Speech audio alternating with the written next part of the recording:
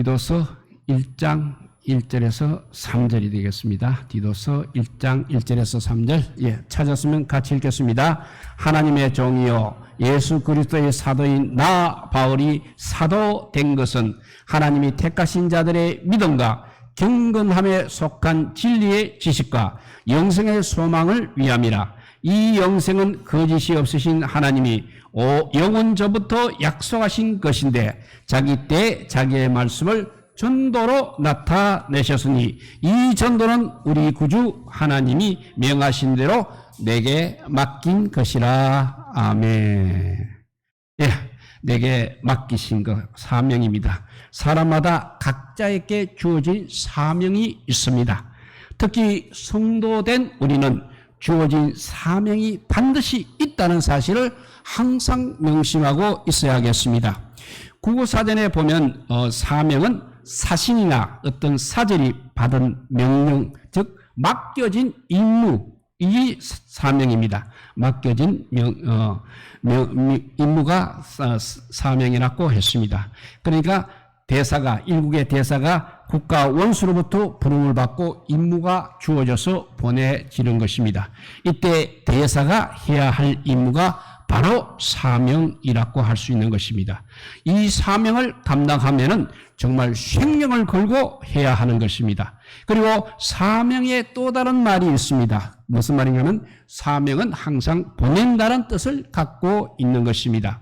모든 성도에게 사명이 있다는 것은 하나님께서 성도들에게 사명을 주어 이 세상에 살도록 보내진 자들이라는 뜻입니다. 성도는 보내진 자들이라는 것입니다.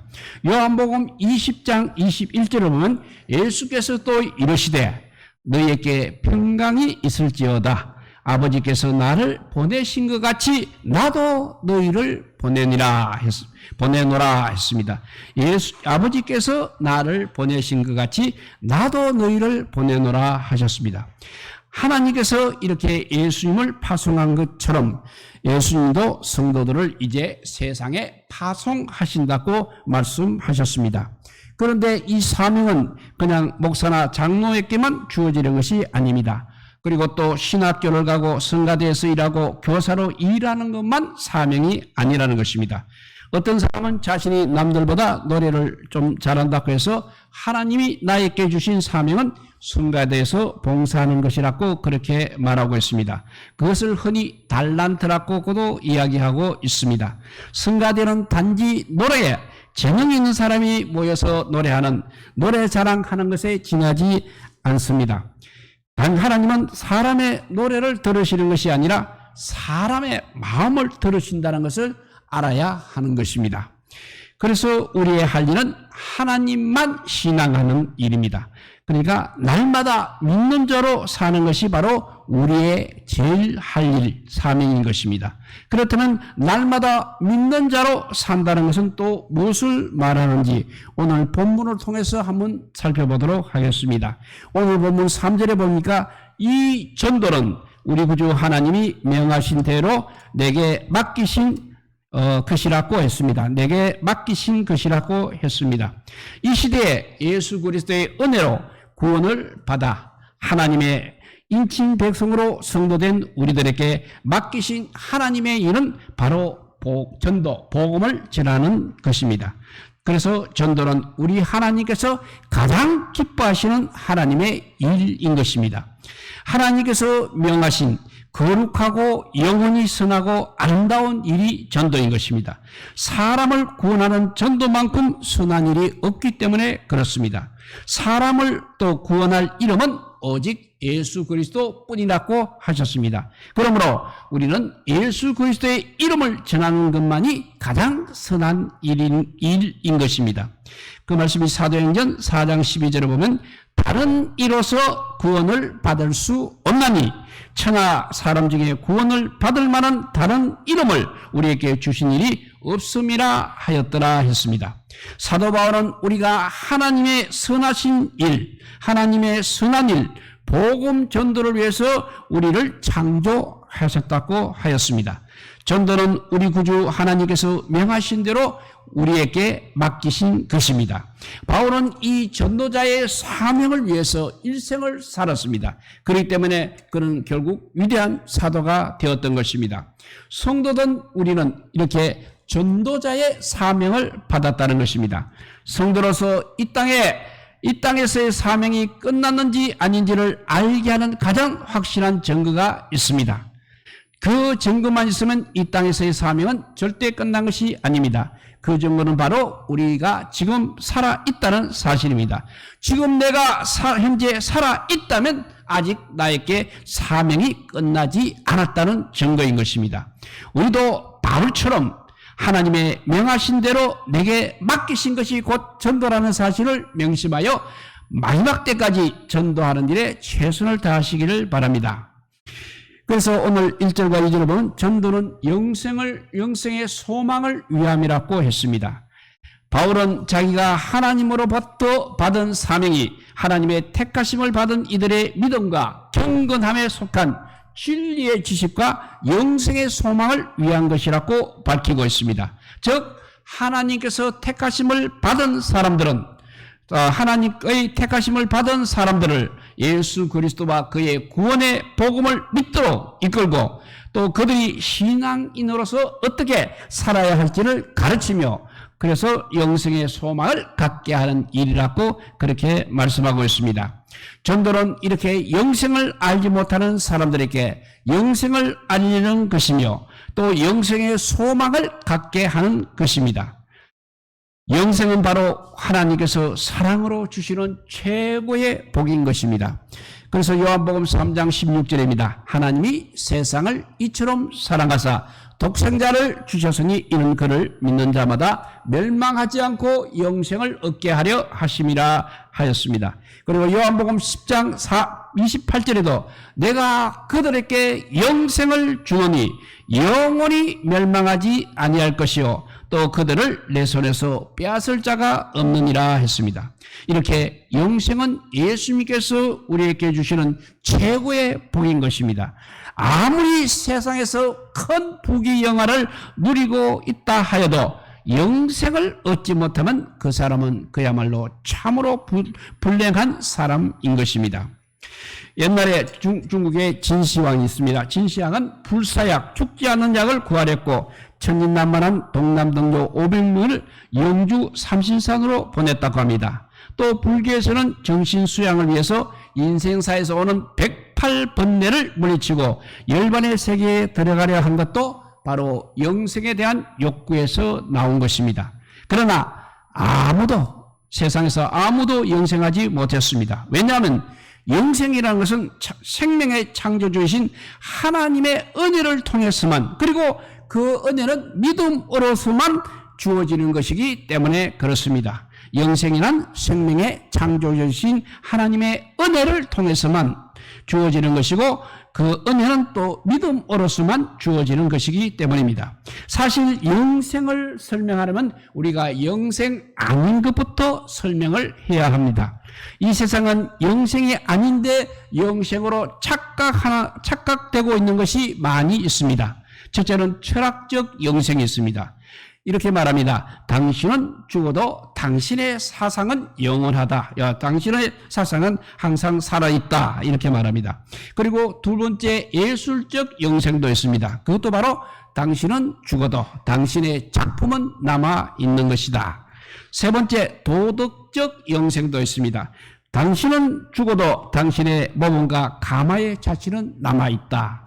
하고 있습니다. 그리고 네 번째 분명치 않은 것이 종교적 영생입니다. 당신은 생전에 착한 일을 많이 했으니 죽으면 반드시 좋은 곳에 갈 것이다 했습니다. 어디로 가는지는 모릅니다. 그래도 그냥 좋은 곳으로 간다고 생각하는 것입니다. 이런데 우리가 속지 마시기 바랍니다. 이 모든 것이 다 영생이 아니라는 사실입니다. 영생은 철학이 아닙니다. 영생은 예술이 아닙니다. 영생은 도덕적 가마력도 아닙니다. 막연히 좋은 곳으로 가리라고 기대하는 것도 영생이 아니라는 것입니다. 하나님의 영생은 너무나 명백하고 확실합니다. 요한복음 아까 읽은 3장 16절입니다. 이는 그를 믿는 자마다 멸망하지 않고 영생을 얻게 하려 하심이라 했습니다. 이 말씀은 예수님을 믿어야만 영생을 얻게 된다는 말씀인 것입니다. 그러니까 영생은 예수님을 믿은 다음에 비로소 얻어지는 것입니다. 예수님을 믿지 않는 사람들, 아니 예수님을 믿기 전에 사람들에게는 영생이 전혀 없다는 사실입니다. 그래서 요한복음 17장 3절에 보면 영생은 곧 유일하신 참 하나님과 그가 보내신 자 예수 그리스도를 아는 것이라 했습니다. 여기서 말하는 영생은 단순히 죽지 않고 영원히 사는 것을 말하는 것이 아닙니다. 지옥에 간 사람도 역시 영원히 죽지 않습니다. 여기서 말하는 영생은 시간적인 의미가 있는 것이 아닙니다. 시간의 연속도 아닙니다. 우리가 아무리 오래 산다고 해도 의미 없는 시간이 100년, 1000년 계속된다면 그것이 바로 지옥이 되는 것입니다. 이 세상의 모든 생명들은 수명이 있습니다. 그리고 환경의 지배를 받아서 병들기도 하고 썩기도 합니다. 그래서 어떤 제한을 받고 있지만 영생은 이런 모든 것들로부터 해방되는 것을 말하고 있는 것입니다. 그러므로 어떤 속박이나 어떤 제한을 받지 않는 완전한 자유의 시간을 의미하고 있는 것입니다. 엄격히 말하면 영생이라는 것은 세상의 시간적인 것과는 전혀 다른 차원입니다. 그러므로 사람에게는 이 말을 쓸 수가 없는 것입니다. 우리가 말하는 시간은 양적이며 육체에 속한 시간이며 지구에 속한 시간입니다. 그렇지만 영혼은 양적이 아니라 질적입니다. 그리고 육체에 속한 시간이 아니라 하나님께 속한 시간입니다. 그리고 지구에 속한 시간이 아니라 어떤 구석이나 어떤 제한도 받지 않는 시간이 영혼인 것입니다. 즉 하나님의 생명이 곧 영생이라는 것입니다. 영생이란 그냥 장수하여 오래 사는 것이 아니라 오늘 본문이라면 하나님을 아는 것, 예수 그리스도를 아는 것이 영생이라고 하였습니다. 여기서 안다는 것은 단순히 지식적으로 아는 것이나 또는 누가 제공해주는 정보를 얻어서 알게 되는 그런 아는 것이 아닙니다. 아내가 남편을 안다고 할 때, 또 남편이 아내를 안다고 할 때 혈액형이 무엇인지, 키가 몇 센치인지를 알아서 안다고 하지 않는 것입니다. 부부간에 안다는 것은 인격적인 연합, 인격적인 교대, 인격적인 참여를 말하고 있는 것입니다. 마찬가지로 유일하신 참 하나님과 그가 보내신 예수 그리스도를 안다고 하는 것은 예수 그리스도와 연합하고 교제하는 것을 말합니다. 그러니까 연합한 상태, 예수 그리스도와 연합한 상태를 영생이라고 하는 것입니다. 이것은 개별적으로 하나님을 만남을 통해서 알게 되는 것입니다. 그런데 이것은 오직 성령의 역사로만 가능한 것입니다. 그러므로 하나님이 없는 사람이 바로 죽은 자요, 하나님이 없는 사람이 바로 불쌍한 자요, 또 살아있을 때 생명이 없는 자인 것입니다. 하나님과 함께하는 사람, 예수 그리스도와 동행하는 사람은 영생을 소유한 사람인 것입니다. 죽어서 영생하는 것이 아니라는 것입니다. 그리스도와 함께하는 시간이 바로 영생의 시간입니다. 그리스도와 함께하는 시간부터 우리의 영생이 시작되는 것입니다. 출발되는 것입니다. 아직 많은 사람들에게 예수님의 구원의 복음을 믿도록 이끌고 그 사람들이 신앙인으로서 어떻게 살아야 할지를 가르치며 영생의 소망을 갖게 하는 것이 전도라는 것입니다. 더 많은 사람들이 영생의 소망을 얻도록 전도하는 일이 바로 나에게 맡겨진 사명임을 알아서 우리가 최선을 다해야 하겠습니다. 이렇게 전도는 영생의 소망을 위함인 것입니다. 두 번째 전도는 말씀을 나타내는 일입니다. 전도는 바로 말씀을 전파하는 것입니다.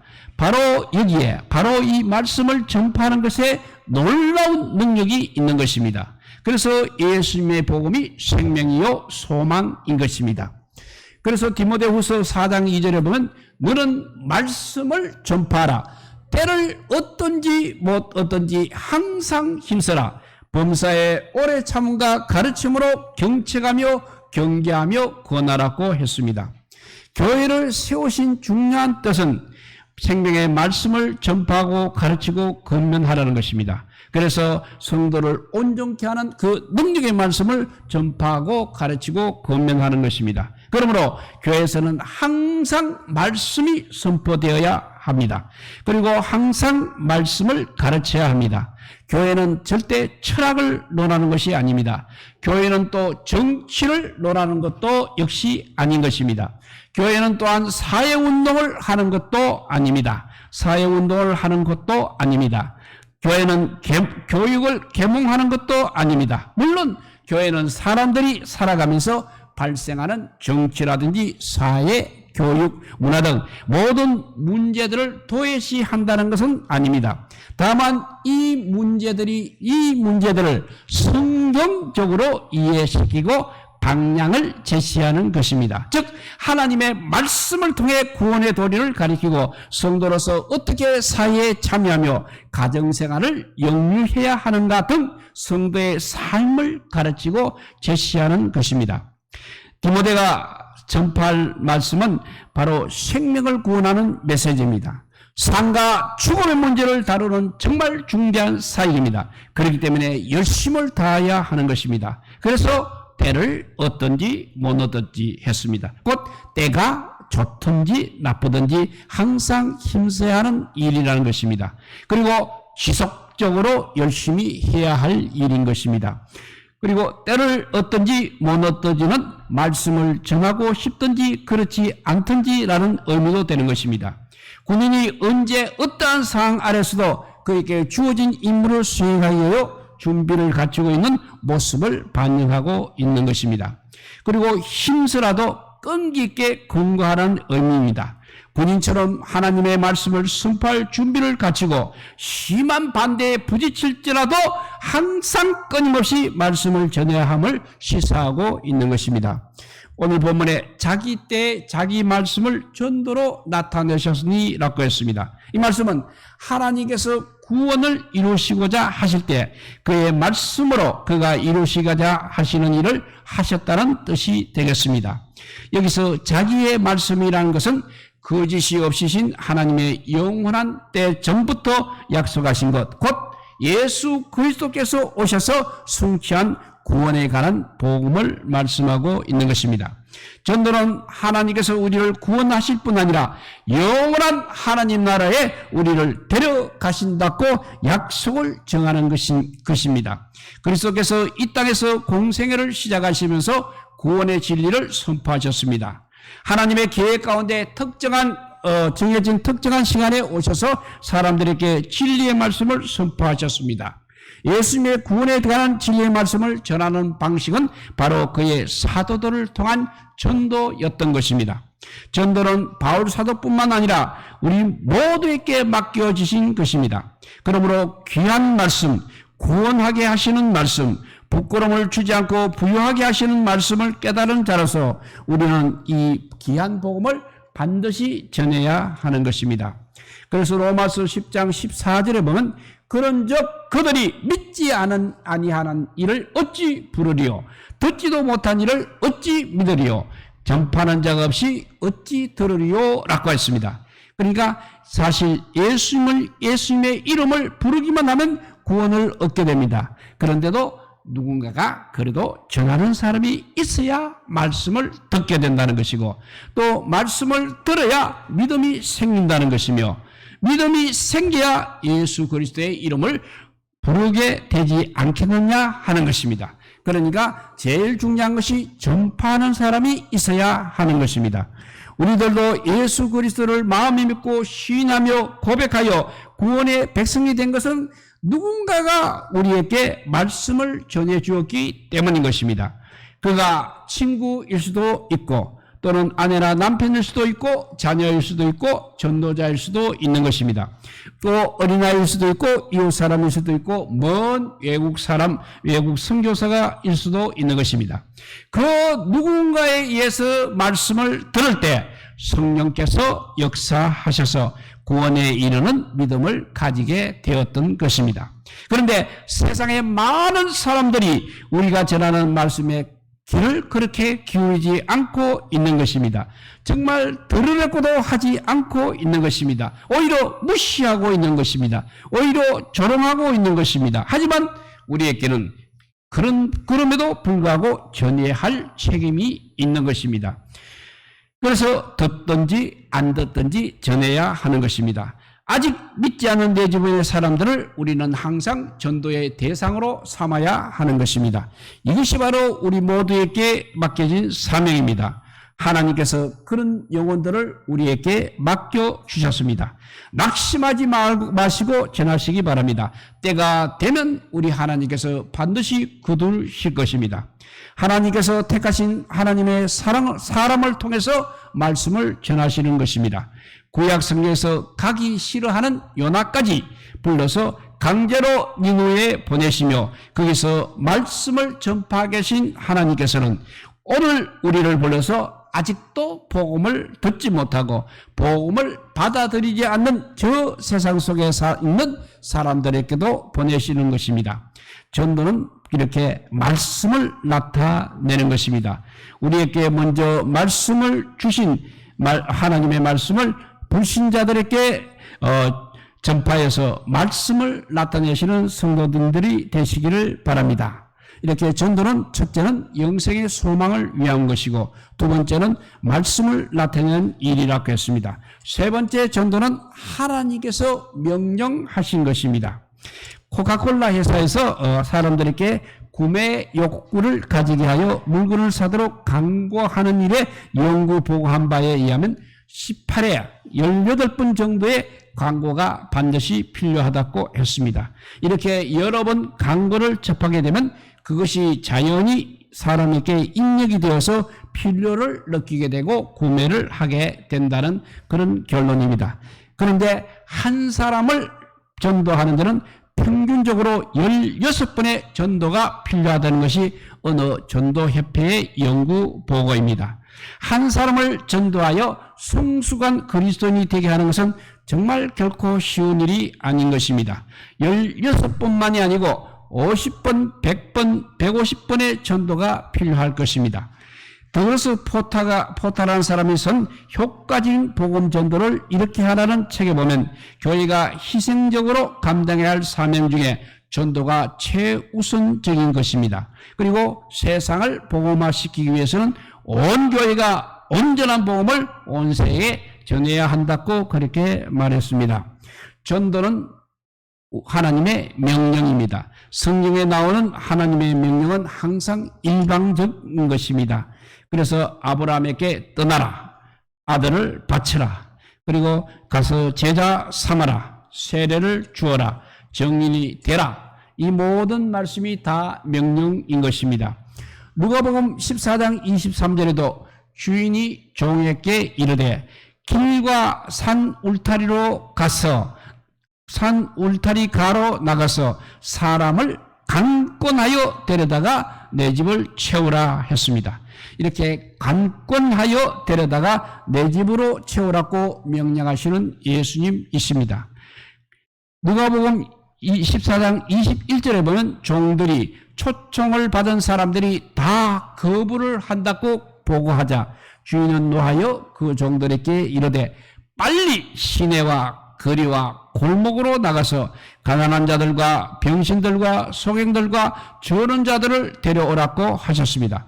그리고 종들이 빈자리가 있다고 보고하자 주인은 종들에게 길과 산울가로 나가서 사람을 강권하여 데려다가 내 집을 채우라고 명령을 하는 것입니다.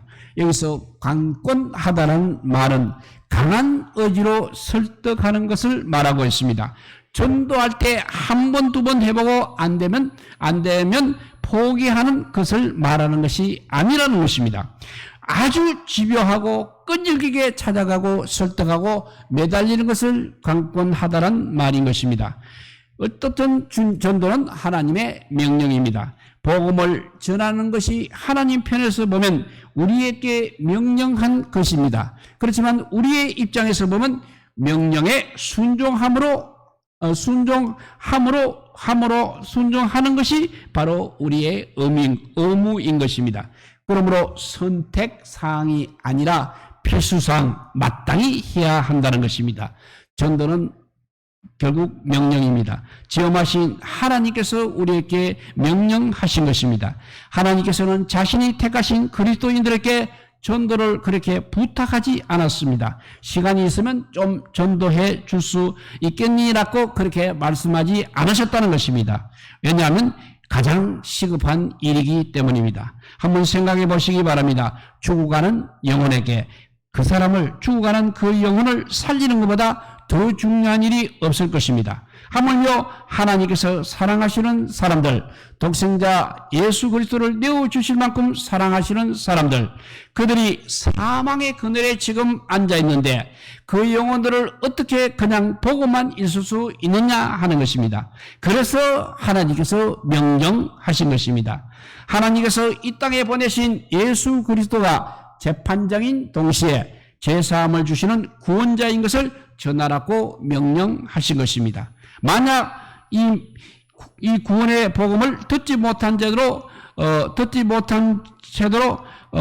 복음을 들어야 하는 그들이 코끝에서 호흡이 멈추게 되면 그들은 모두 구원자이신 예수 그리스도가 아니라 이때는 재판장이신 예수 그리스도를 만날 수밖에 없기 때문에 그렇습니다. 우리는 복음 전도의 명령을 받은 사람들입니다. 성경을 어디를 보다도 전도는 명령형으로 기록되어 있습니다. 절대 부탁이나 당부가 아니었음을 우리는 기억해야 하는 것입니다. 전도는 그래서 해도 되고 안 해도 되는 것이 아니라 반드시 해야 되는 의무이며 사명인 것입니다. 복음을 전하는 일을 위해서는 어떠한 작은 일도 뒤로 미루지 마시기 바랍니다. 전하라는 명령에 즉시 순종하시기를 바랍니다. 결코 토를 달지 마시기 바랍니다. 변명도 하지 마시기 바랍니다. 전도를 위해서 우리들이 해야 할 일이라면 반드시 그 일을 수행하시기를 바랍니다. 복음 전도를 위해서 최선을 다하시기를 바랍니다. 입을 열어 담대히 전하시기를 바랍니다. 두려워하지 마시기 바랍니다. 걱정하지 마시기 바랍니다. 불안해하지 마시기 바랍니다. 하나님께서 우리와 함께 하십니다. 이미 구원 얻을 백성들을 준비해 놓고 계십니다. 다만 하나님을 의지하고 나가서 복음의 나팔을 힘차게 부시기 바랍니다. 많은 영혼들이 주의 이름을 부르며 나오게 될 것입니다. 오늘 본문의 전도는 우리 구주 하나님이 명하신 대로 내게 맡기신 것이라고 했습니다. 전도는 하나님께서 원하시는 일입니다. 전도는 하나님께서 우리에게 내어주신 숙제입니다. 예수님이 다시 오실 때까지 우리는 힘써 이 숙제를 해야 하는 것입니다. 전도는 하나님께서 우리에게 맡기신 일입니다. 바울 사도는 자기가 전도의 직무를 맡은 사람이라는 것을 분명히 알고 있었습니다. 바울은 이 전도의 직무를 감사한 마음으로 받았으며 정성을 다해서 감당했습니다. 그런 마음은 디모데전서 1장 12절에 잘 나타나 있습니다. 읽어보면 나를 능하게 하신 그리스도 예수 우리 주께 내가 감사함은 나를 충성되어 여겨 내게 직분을 맡기신 것이니 해서라고 하였습니다. 바울 사도가 이렇게 감사하게 여기는 직분이 바로 전도의 직분이라는 것입니다. 하나님께서 명령하신 대로 우리에게 맡긴 전도를 위해서 최후의 순간까지 잘 감당하시는 우리 모든 성도님들이 다 되시기를 주님의 이름으로 축복드립니다. 기도하겠습니다. 사랑의 하나님 감사합니다. 이제 마지막 때가 코앞에 왔는데 아직도 농담으로 여기는 아버지 옛날 루세 이웃들과 같은 말씀을 지금도 우리가 듣게 됩니다. 정말 소돔과 고모라 같이 이제 멸망당할까 주님 두렵습니다. 이제 이렇게 급한 때에 우리가 이렇게 앉아서 있을 때가 아닙니다. 나가서 정말 우리 가족부터 구원의 길로 인도해야 되겠고 죽어가는 많은 생명들을 주님처럼 불쌍히 여기는 마음이 가득 찬 저희들 되게 하여 주시옵소서. 이제 주님 오실 날이 얼마 남지 않았습니다. 정말 강권하여 아버지여 불러도 아버지여 듣지 않은 자들을 더 열심히 아버지여 부르는 저희들 되게 하여 주시고, 그런 아버지여 사명을 받은 우리들은 생명을 걸고 주님을 사랑하는 마음으로 아버지여 이 사명 감당하여 살아가는 우리 모두가 되게 하여 주시기를 간절히 빌고 오나올 때 우리 구주 예수 그리스도 이름으로 기도드리옵나이다. 아멘. 네, 우리 찬송가 323자입니다.